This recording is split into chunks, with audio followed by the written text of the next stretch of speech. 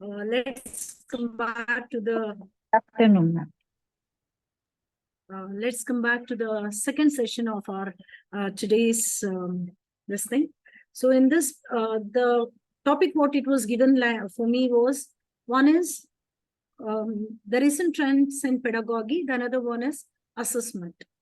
So as a teacher educators, we all know that we have used different types of assessment. One is summative, formative, placement, all those things assessment we have used. But very important, which is a recent trend, which we need to use it, is one is the portfolio assessment. That's why I have not touched the formative, summative, all those things I have not touched. Instead, directly I'm coming, which is the new of today, that is portfolio assessment. Any idea like what is this portfolio assessment?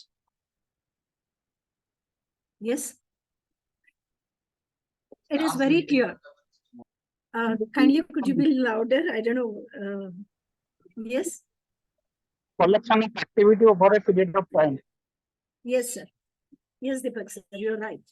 So here, this portfolio assessment is nothing but it's a method of the students' learning progress through the collection of their work samples. We collect their work samples and then we are going to assess how much the student has progressed or how much the student has achieved or how much we are able to achieve our like learning outcome. All those things could be done it here.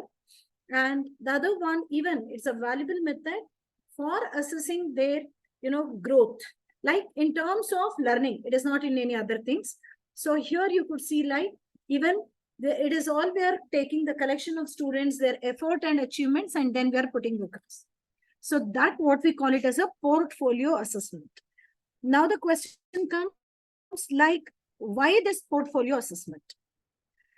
The main reason for this portfolio assessment is one is to evaluate the growth.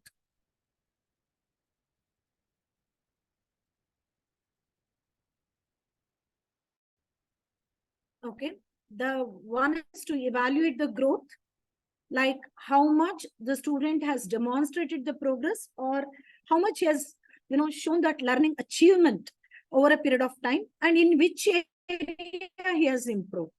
So that we evaluate.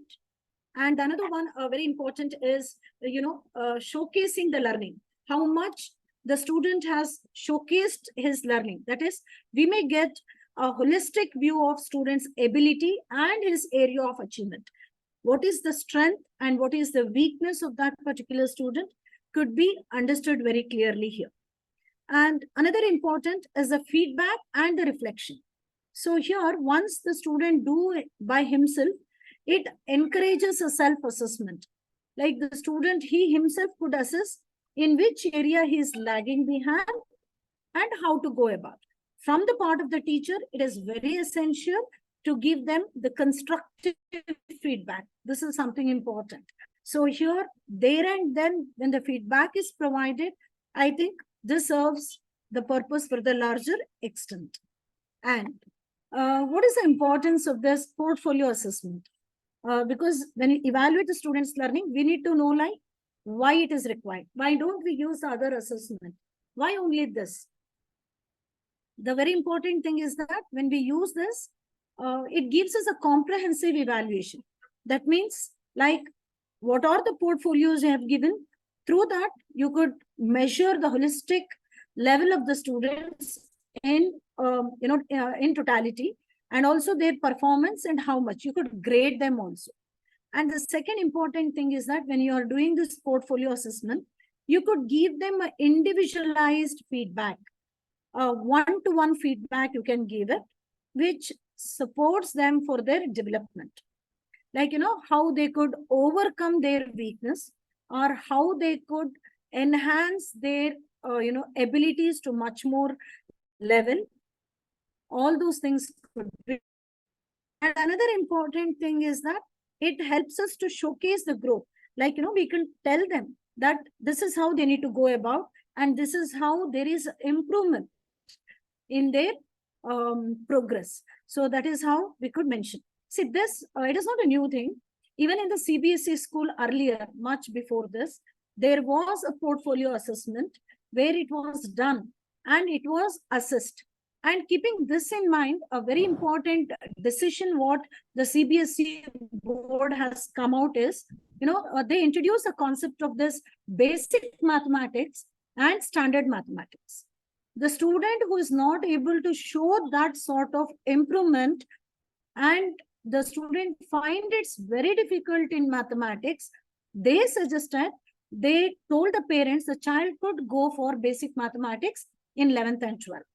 And if the child is definitely showing extraordinary performance and doing well, then they said the child could go with advanced mathematics. This concept was there till 2017 in CBSE board. And later it was removed. Even today you could check on the CBSE board. Definitely now with the examination time, there is a concept called as performance analysis. I'll be coming to that assessment later, performance assessment, where they say that how each answer need to be written, how they value each answer, all those things. So even this concept was there in the CBSE board, but of late, just a piece of paper is sent, just like, a note to the parents saying that just put a tick mark where you want the child need to go ahead, whether the basic mathematics or with, the standard mathematics. But nowhere they do use this portfolio assessment, give the idea to the parents that this is where your ward stands. This is where your child is. But finally, if the child is unable to do it, the student or the child and the parents are in a soup. So that shouldn't happen, but this should be used in a very holistic way where it helps both the parents, teachers, and the student at large. A very important is, what are the criteria we follow in this? So the first one, what we are having here is the portfolio criteria. I have just put it in such a way. The first one is artifact collection. So when I say it is an artifact collection, it's nothing but you're collecting the samples of the work which is done by the student. Maybe it is an essay, maybe it is, the report, maybe it is, something else he has done with respect to any experiment, or it may be any new way of doing it. All those things, all those samples, you are going to collect it. So once the students' samples are collected, what is that? We do it here. The next one is self-reflection. So when we say it is a self-reflection, we ask the student to reflect his own work, how he has been done. Like, for example, we all know that whenever we ask a student to write it, he should go with certain parameters. Those components need to be included in an essay, or it may be in a letter writing, or it may be in a report writing.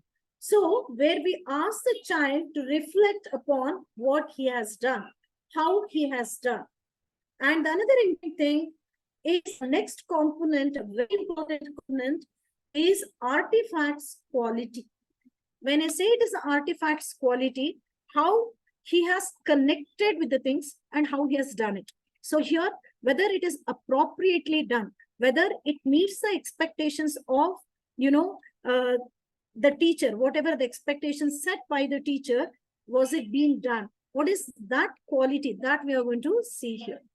And another one, how he has organized it, whether it is up to the mark, whether the things which is being said, is it being considered properly? So even that, here we are going to take it. The another one, here the next one, as I said, organization, whether the whole thing is organized properly. And all this need to be taken into consideration. And the next one is the submission process. So where the child will submit his assessment or his samples, or it may be the work which is done by him in a proper way. So when he do that, then the work of the teacher will start here. So here you could see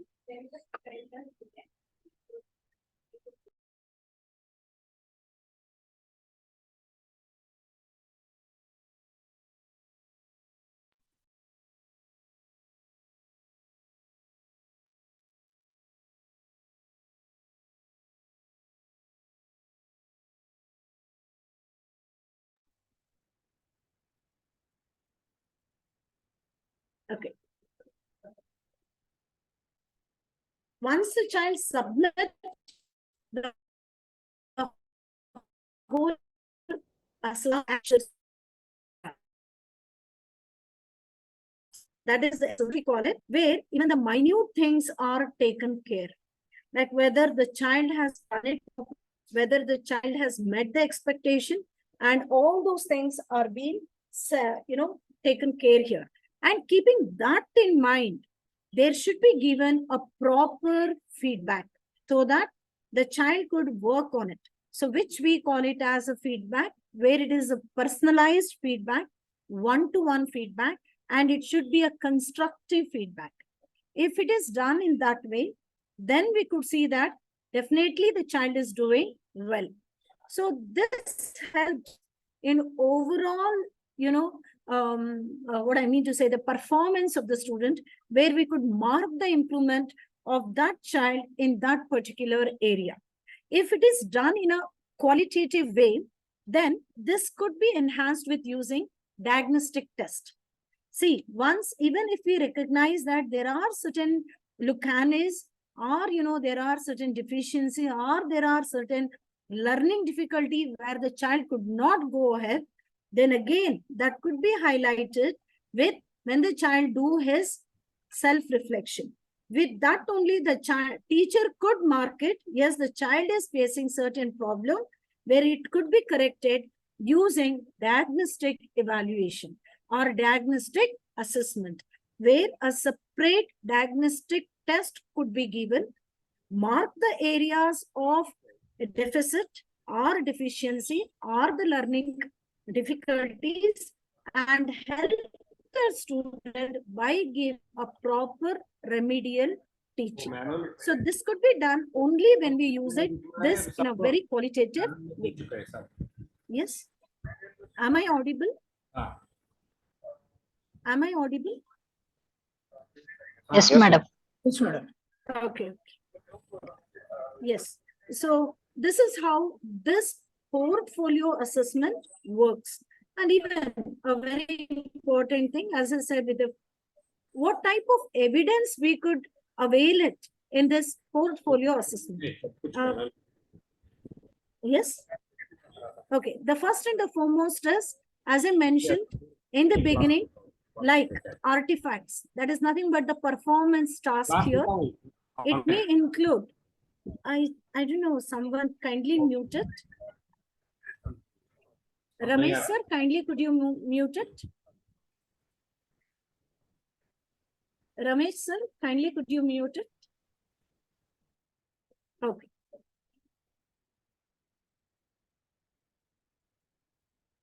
So here, the first one, as I mentioned, with the artifacts, it is connected with the performance task, where it includes the test, it includes the projects, it includes the presentations. When this could be taken it properly, and there, you could demonstrate, or you could check, or you could assess the learning and the progress is done over a period of time. So even in certain schools, they would draw the graph, like how the child is there in that particular hour, whether his learning is at the peak, whether the child is very passive in the class, or the child requires some support. So that could be assessed very beautifully by the samples of work.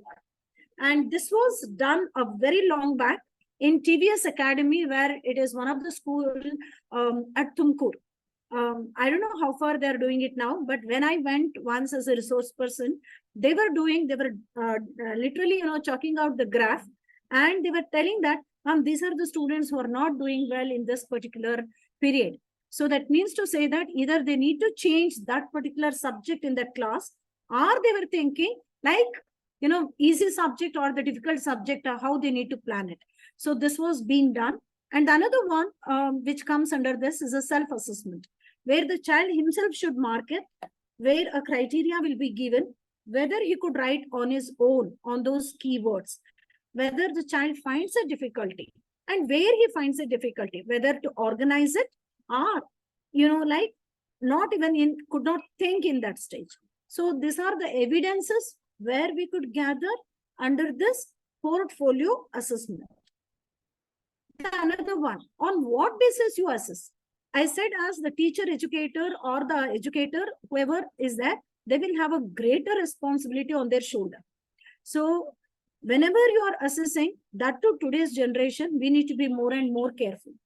Because they ask, why did you give me 8 on 10? Why did you give me 7 on 10? But my friend is getting 9 on 10. So here, the very first when we do it, we need to have always the rubric. A rubric is a descriptive type of assessment where it tells on what basis you have given. Is that clarity or is that clear to the children as well as the student?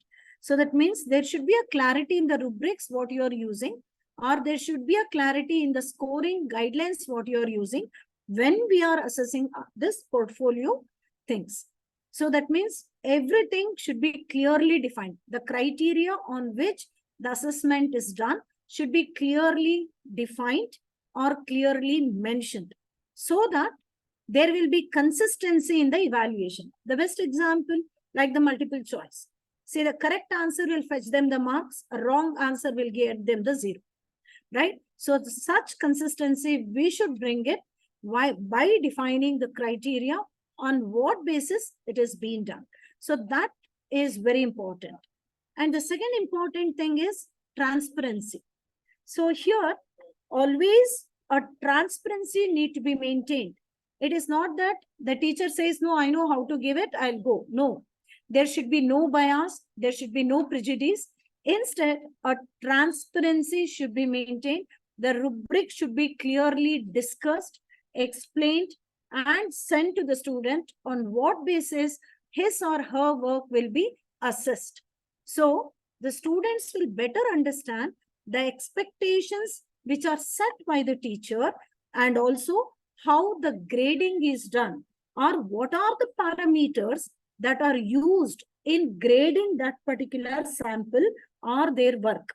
So these two are very, very important. And another one, a very important is, the fairness. Always this plays a very vital role because it should be done as an objective assessment. Nowhere the element of subjectivity should be there. Because when you say it is objective assessment, it should be based on certain predetermined standards. When I mean to say a predetermined standards, I told you already, like very importantly, we are going to define here what is the criteria. So that is the predetermined standards which need to be told well in advance to the students so that they can do it very well. So that is the thing. One is clarity, the another one is transparency, the another one is the fairness. So if these three are fairly incorporated, then you could see that the portfolio assessment goes in a better way. And the another important thing here is that what is the authenticity? What is the relevance of this artifacts in a portfolio? Now, this is something very important. Let me tell you something. There was an essay competition and the teacher asked that whoever writes a best essay, I'm going to reward them in a class. I'm going to make them a monitor. But it should be very catchy.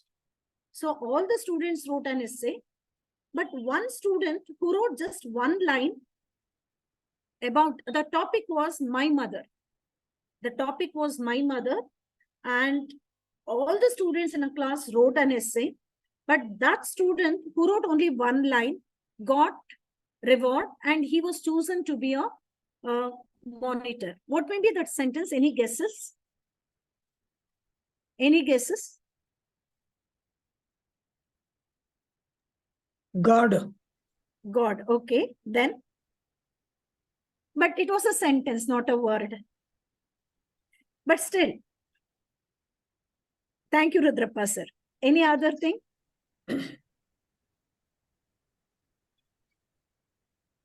Any other answer? Either you could type or you could even, unmute yourself. Either things are okay. My mother is all to me. My mother is all to me. Okay. Nice. Then, any other answers? First teacher in my life. The first teacher of my life. Okay. Then. Okay. So I could only get 3 or 4. But the student wrote, I could not express my mother. I could not. The 26 letters in English alphabet is not sufficient to say about my mother. Right? We are using God, we are using my teacher, everything. But he said that 26 letters of English alphabet failed to describe my mother. That means so much is there. So that means here, that is the authenticity. That is the original thing of a student work. So here, always we need to see how much authentic is that work is, whether the child has done by himself or whether he has copied. Now, you know very well, today's children, if you give some assignment, quickly they Google it, they go for ChatGPT, they copy it. But how do we assess? Copy it and put it in different tool where we get to know how much we have taken from, or how much the child has taken from ChatGPT or in any from other sources. The other way, what we call it as a plagiarism, right? So here, the authenticity need to be mentioned to the child well in advance, that only the original work will support you or will help you to get whatever the assessment you deserve it. So that need to be mentioned. So the original student work that represents the real achievements and the efforts need to be highlighted, need to be appreciated, need to be considered. And another one is a relevance. When I say it is a relevance, it should be always how much relevant that is the work done by that student. Because before we go about with that, definitely we should state the learning indicators and the goals to the student. Keeping that when the samples or the work or how much the student has done it, which we call it as here as an artifact, whether it is directly connected to the learning objectives and the goals. This is something very important. So we need to see whether it is appropriate, whether it is connected, whether it is, showing or that improvement or there is an outcome in it. So all those things need to be explained and taken for assessment. And the next important thing here is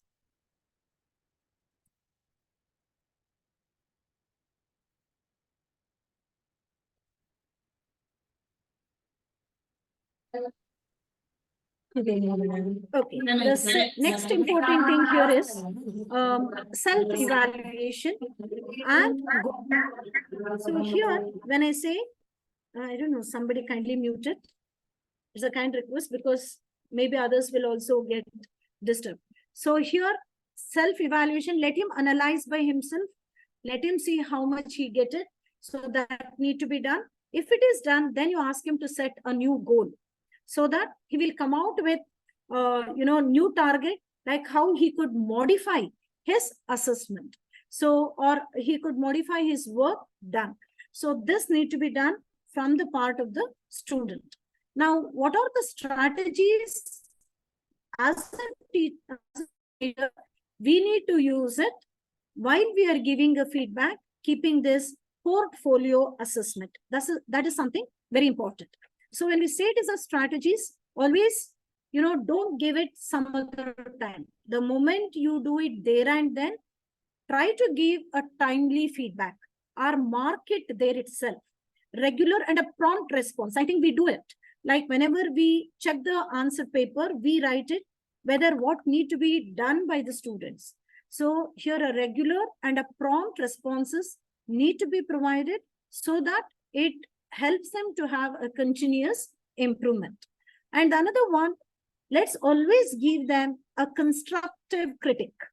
Because see, when you give them when we pass a negative statement or whenever we discourage them, I think they withdraw themselves. They don't do the work on time. So it's better to give a constructive critic or a constructive feedback so that serves as a guidance to help the students to know their strength, to know their weakness, or to identify where they need to work upon, or all those things. And another important thing here is personalized support. If we found the students are unable to do it. See, when I said, I think in the last slide I told, Like some students where we could identify where the lapse is there, where the child is unable to do it, where the child is unable to cope up with the things. At that time, the diagnostic test or the diagnostic assessment will help us more. So definitely at that time, this personalized support should be given to the student in terms of giving a customized feedback where it is one-to-one. And second important is that like a remedial tutoring, or you can say a mentoring is required so that you could help the students in a better way. So this need to be done. These are the strategies what you could use it on the feedback while you are keeping this portfolio assessment. What challenges do we face implementing this portfolio assessment? The first, definitely when you're doing, you need to set the parameters, you need to tell what work, you need to say them how it is assessed, there's a rubric, all those things, definitely we can say that it is highly time consuming. It requires a thorough review. Just you can't take a bird view. A complete, a detailed, review need to be taken, a thorough assessment need to be done, then only you can give it. Just with a bird view, we cannot do it, so it's time consuming. And the second one, whenever you are preparing this rubric, you should ensure the uniformity and fairness in the evaluation. So it may be whoever has done, you should say why you have given 5, you should support it. You should always make it very clear. And the next one is a resource intensive. So here, whenever you're preparing this portfolio assessment, let's make sure that we need to undergo a training. We need to make sure we are going to do it. So the tools, the support, everything need to be kept handy so that we can implement this in a classroom. But it is not just I'm saying, but it is already implemented in many of the schools, especially in CBSE schools and IB schools, where, every time they do this so that they can go ahead. That is how this performance portfolio assessment is implemented. And the next important thing, what we have is another very important type of assessment is a performance assessment. As I said, I have not gone for the other this thing, like it may be formative, it may be summative, or it may be replacement, or it may be, diagnostic. So I just thought these two are very important as of today. So I just went with another one, that is performance assessment. What may be the meaning of this performance assessment? Where do we apply this? Yes.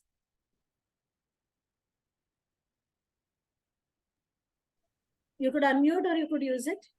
Yes, seminar, fine. Then? Question answer. Question While answer. project. selecting, Group of project. Yes, ma'am. selection Yes, projects, of right? candidate. Exactly. Project.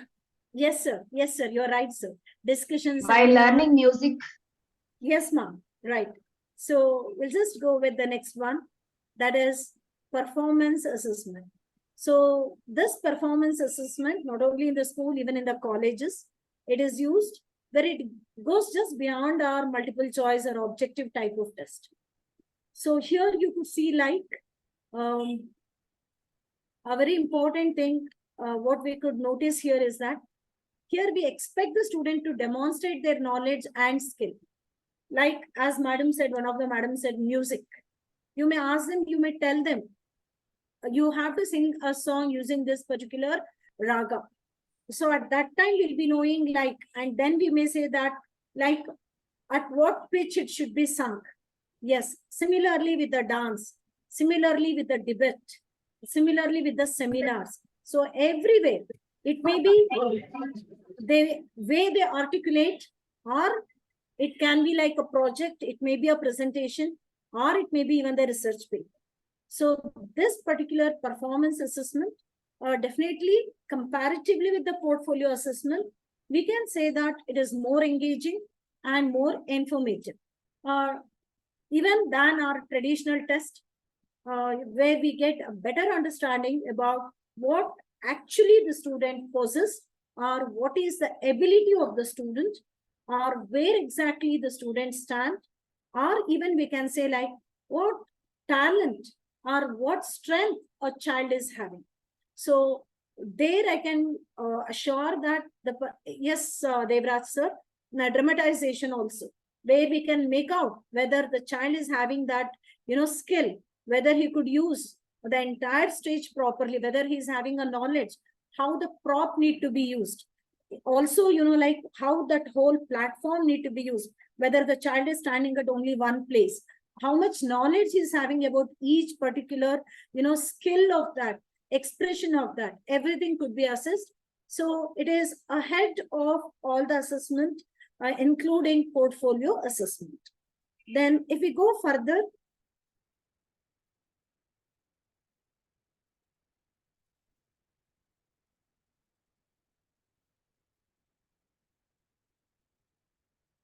one second. Yeah. Now, what is this portfolio assessment assess? The first and the foremost, you can say, they assess the application of knowledge, like how the child could apply the knowledge and where he could apply the knowledge. Like one is they apply their understanding to solve the problems and how it could be connected to the real life situation, analyze that situation, and he comes out with something new. So creating something new out of the thing. The best example we can say, like asking them to prepare something best out of waste. Through waste, they need to prepare something best out of it, or they should tell us the application of it, or, the real life problems, how do they assess? So there we could use this performance assessment, how he could apply his knowledge.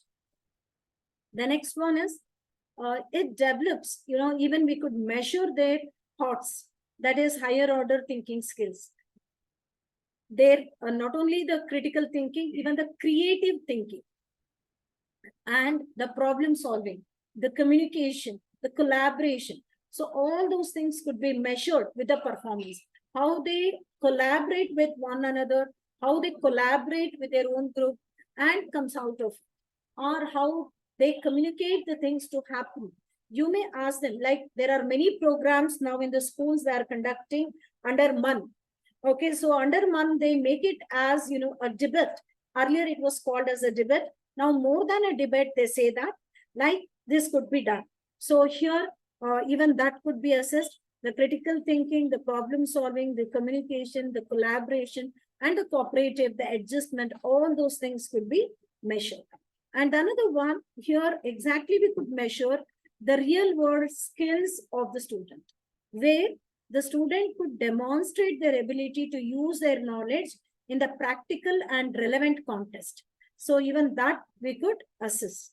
So this also could be done here very nicely. And here, how do you understand?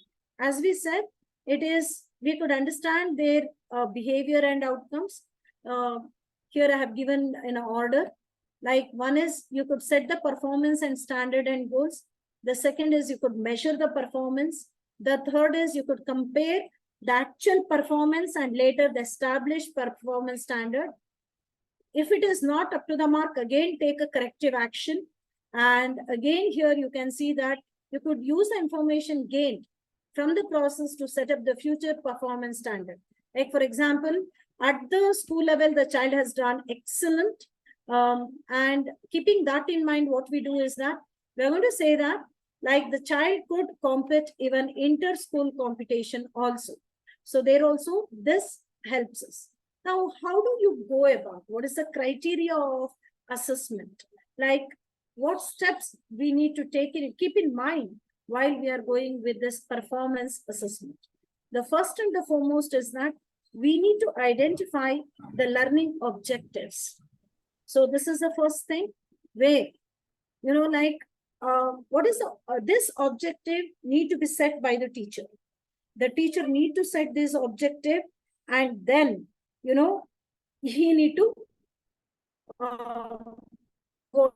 So this learning objectives need to be told by the teacher to the student. Otherwise, the child will not be knowing how to go about. So that is something important where we need to take care of this. I have taken one example like area and perimeter. So here, what is the objective? The child should know, like, what's the formula he need to use it to calculate the area and the perimeter of the rectangle, or like what are the things need to be kept in mind while he's finding the area and the perimeter. So all those things are sort of writing the task analysis where it need to be, mentioned clearly and stated clearly by the teacher to the student. And the second important thing here is that choose the real world scenario. So then only the child could go ahead. Otherwise, it becomes very difficult. When I say choose a real world scenario, like suppose I have got a house where I should ask my student, will the Pythagorean theorem or the Pythagorean triplet will be helpful to me? So how?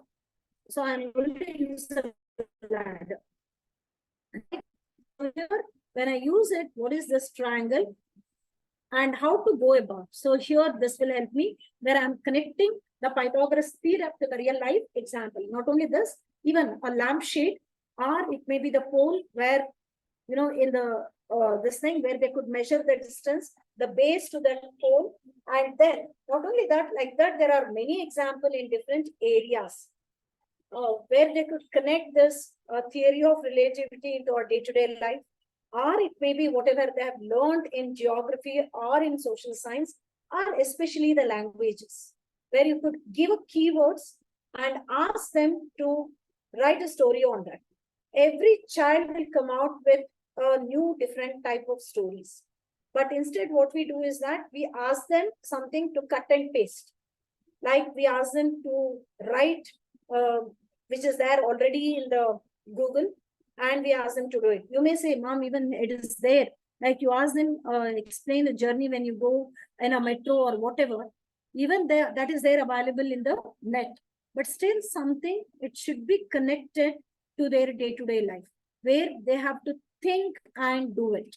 And those keywords must be there so that they are able to answer. So if we work on that line, I think it helps us a lot. And another important thing here is design the task. So the next thing is designing the task. Like on what basis you do it. This is something important. Like everything need to be said. This is how the whole things need to be given. Like now, especially in the robotics, they make the child to do everything by himself in a 3D manner, where the bits are given, where they ask that only the 3D picture will be given.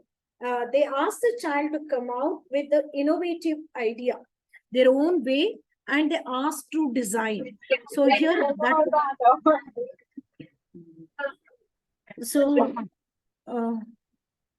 okay. Netravati ma'am, kindly could you mute? So here, that is the task on the shoulder of the teacher, where they need to design this task properly and give it such a task to the students where their performance will be assessed in a very objective way. Because when we say that we are very transparent, we are having clarity, we are very authentic. So even this matters a lot. So here, while we are designing again, we need to keep certain things in mind, saying that how the design should be there, what should be the feasibility of that, and how it should work, how much time it should work, and what are the expected abilities should be shown in that. All those things need to be mentioned when we say that the teacher is designing that particular task. Once it is given, the student should go only on the same lines. He cannot give you something else, saying that, yes, this could be adjusted. Like, for example, he is using his own photograph, drawing the beard and saying, this is a Bhagat Singh. We can't accept it. So instead, we expect something on the same lines. I do agree, because the children will do, Mom, I did not get anything. So I have used my dad's photograph and I have drawn the beard. I have drawn the hat. So he becomes Bhagat Singh. So it cannot be. So when you ask him to draw, it should go on the same line. So that is the meaning when we say designing the task. And the next important, always you allow multiple strategies. So let's not use only one way of doing it. No, the child should try to use it a different array of media, a different array of techniques or the strategies to handle it. A very simple thing like any particular diagram you may give it, and it can be changed even in this way. So this could be converted into this way if they use the same parameters, however they wanted. So here, that is what you should never bound the child only to use this particular medium.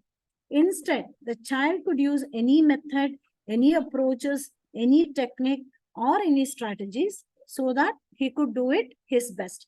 Because our ultimate goal is only to measure their performance, their capabilities, their talent, and things like that. And the next important thing, always see that you give open-ended questions, or the questions which having this higher order thinking skills. This is something very important where we need to keep in mind. Always try to give such questions where the child will do it in a better way. So this is something very, very important when we say that we are using open-ended questions. So when we use such things, easily we could make out whether the child is doing well or whether the child is having some issues. He might have just copied it. So that we will be knowing in a better way. And the another thing is that 1 second. And even it can be given in a form of activity where you wanted the child to do it, where those skills can be measured. And another one here, when I say it is a critical thinking, it may be a creative thinking and things like that. And another one is providing a clear instruction. So always as a teacher, we need to provide a very clear instruction and let it go in a form of a written work. Let's not give only the verbal instruction. Instead, make sure that it also goes in a way of, written one, so that they remember what need to be done. So that later they will not say, only you said this way, that's why we have done it. No.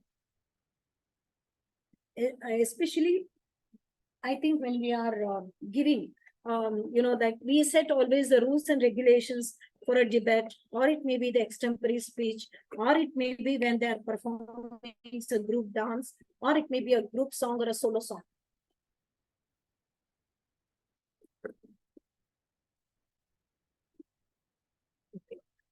So here the instruction need to be given both verbally and in a written manner.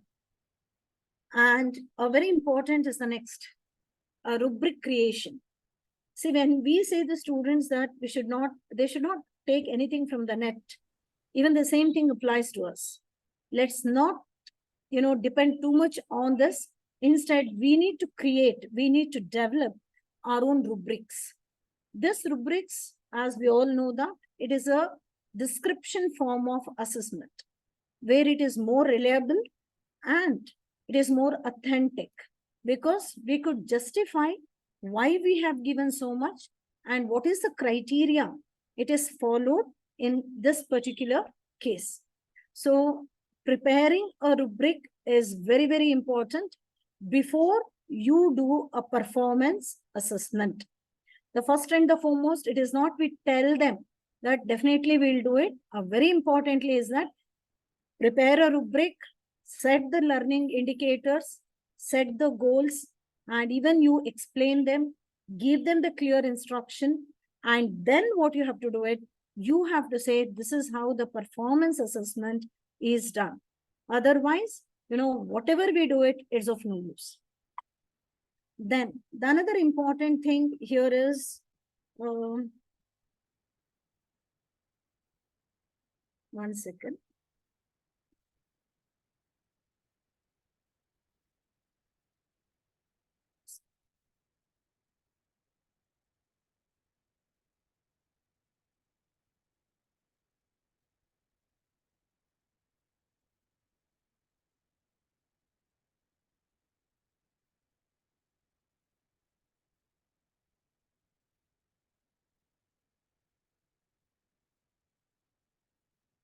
Okay.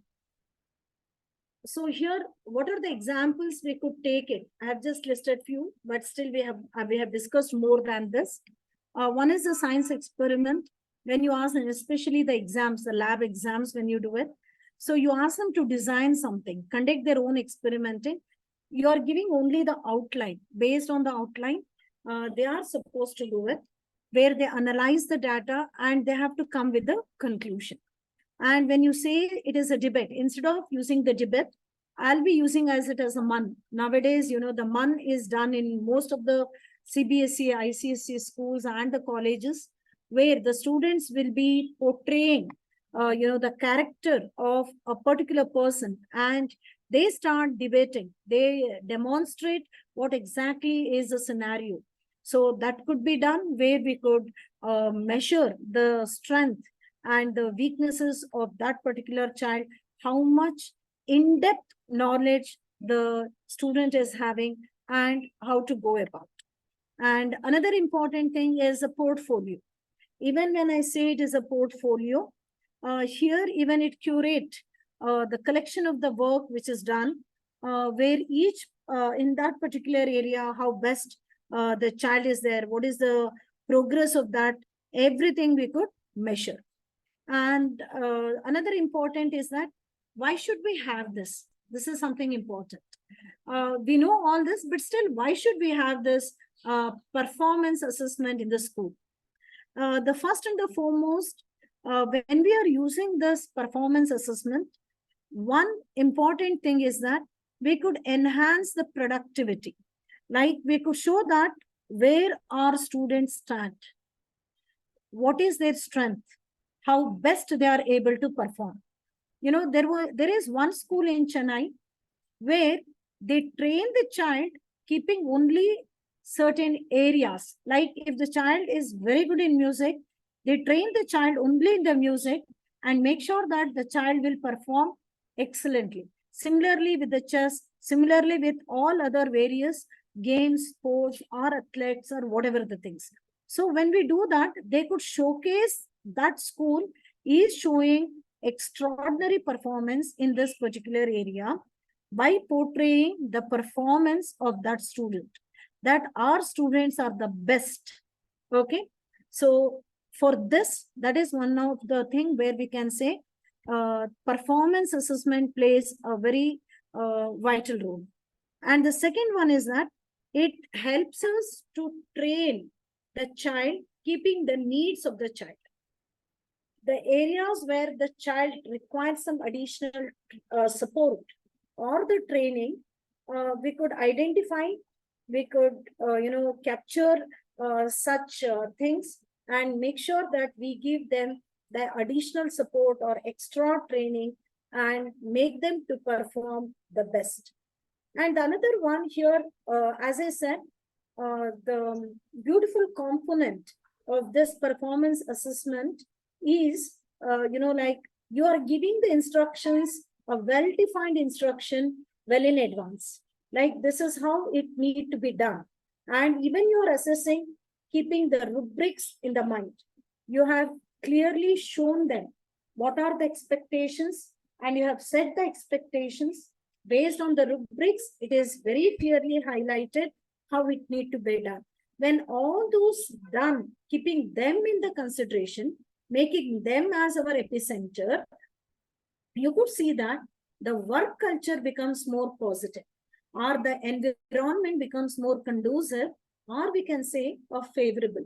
So the other way we can put it across as a positive culture or a positive or a conducive environment is developed, so that there is a zero tolerance for any negative feedback, where such things are not entertained, where it affects the students' performance. So that is another, most important thing which we could keep in mind under this performance assessment. The another thing is that another beautiful component of this is, it helps us to have a suitable recognition or identity, because today's children suffers from identity crisis. They will be not knowing, like, whether am I appreciated, my work will be considered, am I given a due acknowledgement or recognition. So at that time, if we go ahead with a performance assessment which is more reliable and authentic, definitely it provides an opportunity to recognize and reward the students best of their efforts, like whatever they have done. Definitely, you could give them it, recognize that. And nowadays it is being practiced in the schools, saying that if these are the things do well in this particular area, the houses, whichever is done in the school, will be given a more points. They say that, like if you won in these many, areas, definitely that house will be considered as a best house, because in the schools they will have it as a houses, right? So groups or something like that, what we call upon. So this is how you can say the performance assessment plays a vital role. And another important thing, like when we come here, another component which we could add it here is, when we say it's a good performance, always that performance should be a 360-degree feedback. Like whenever you are giving, second.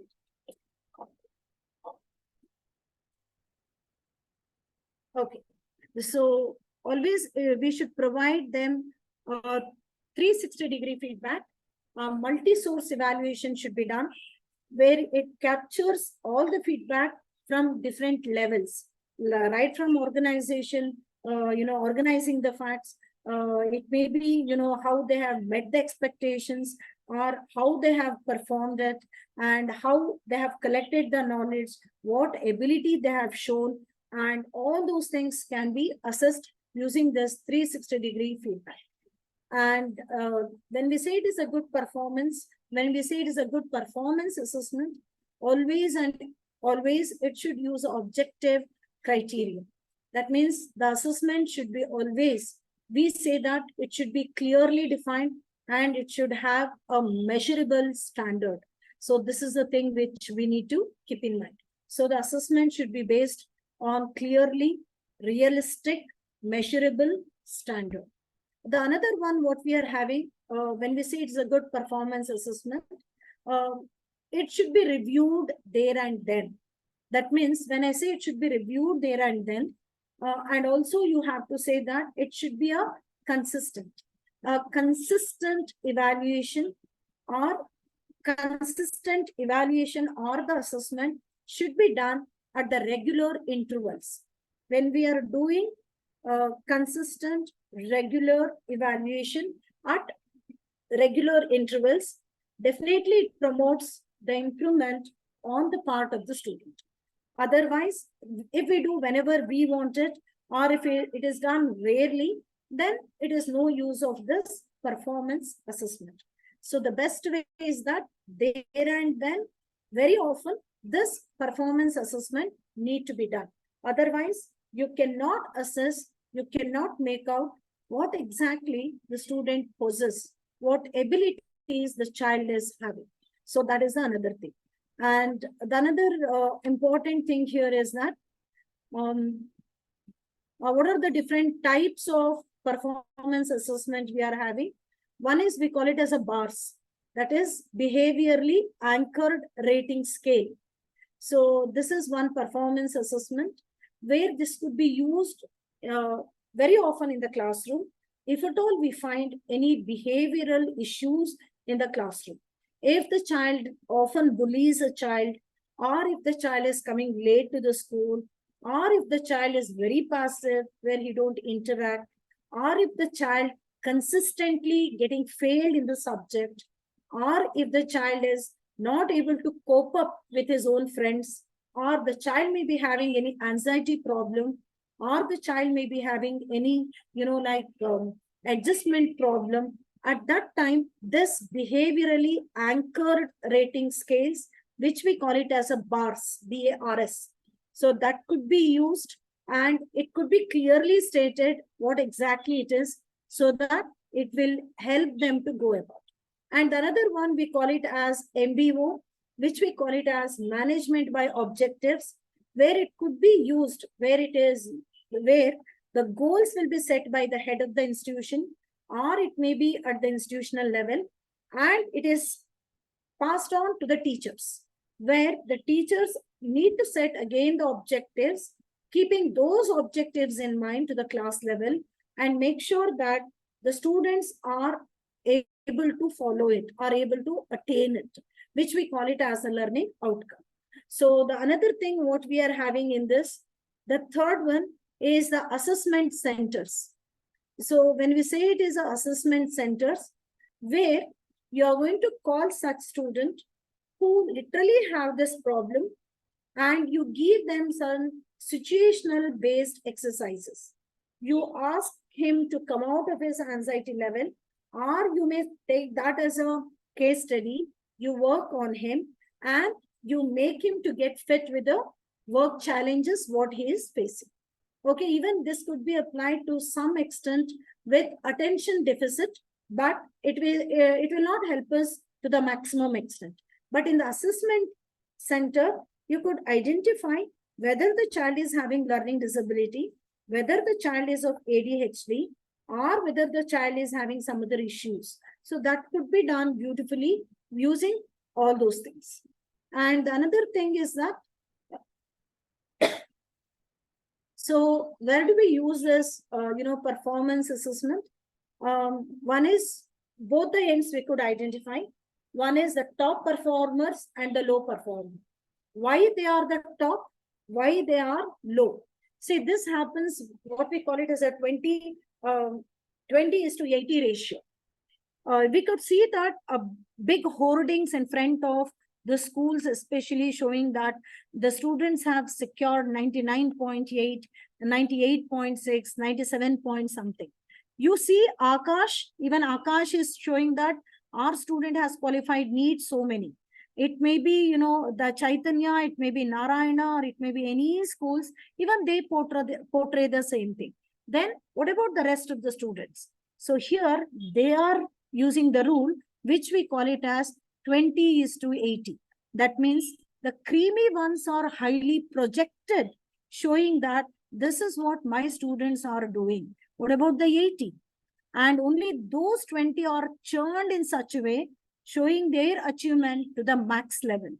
So, but our performance assessment will help us to identify both the ways, where exactly the child stand and where exactly that institution will also stand. So, and where there is an area which requires, a treatment, or what we call it as, or training, or what we call it as additional support, so that they could also show the performance to that level.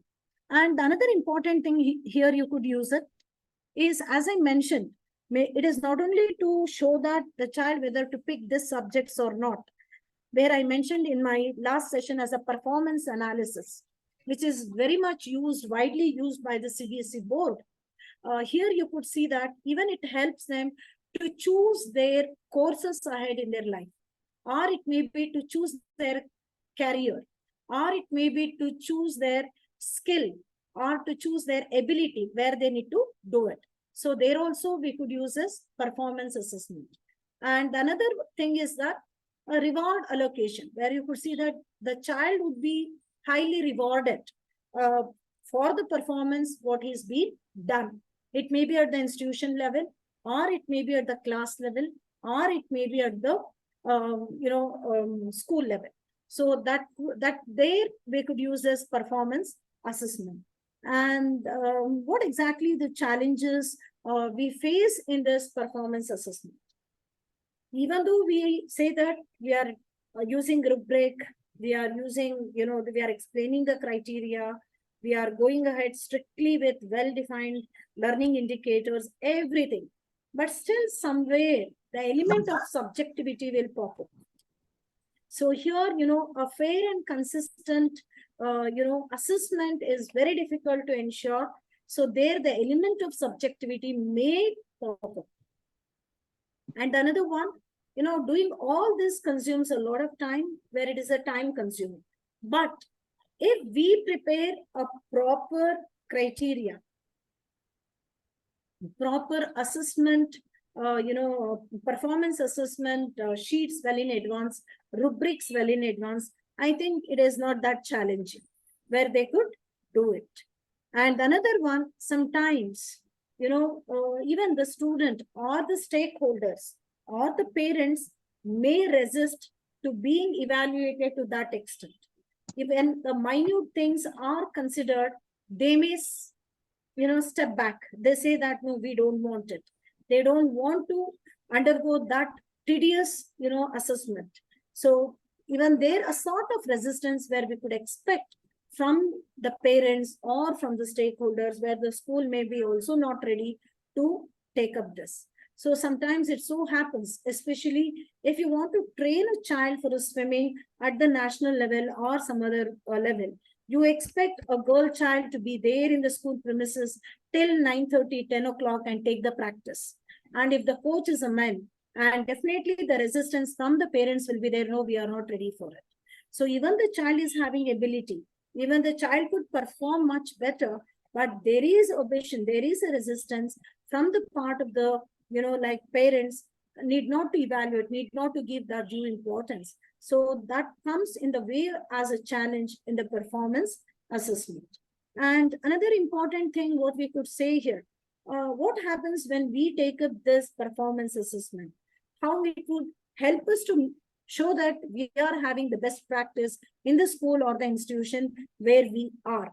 So the first thing what I could say that if at all we are applying this, definitely we could showcase that, we are very transparent in evaluating the student, and we are much more clear with how the communication process or the criteria will be taken in our institution, where we say that it is not being poured. The marks are not being poured. Instead, the students take the marks here. So where we could project ourselves saying that there's a clarity and transparency with the evaluation, with the assessment, whatever we are doing. And a second important thing, what we can say is that when we are having this performance assessment, we could say that, we are giving a continuous feedback. The other way, we are mentoring our students. So when we are mentoring our students, we could say like, we are giving a continuous constructive feedback, which helps them to improve and get recognition in whichever the field they are. And the third one, when we are having this, definitely we are having such assessors or evaluators in the institution who could ensure that the assessment is much done in a very more competent way.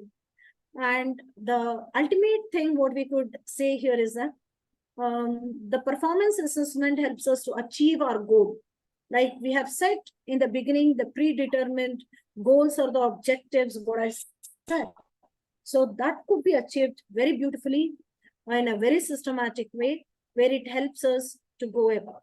And even here, if you just go, there is one more thing which I just wanted to add here.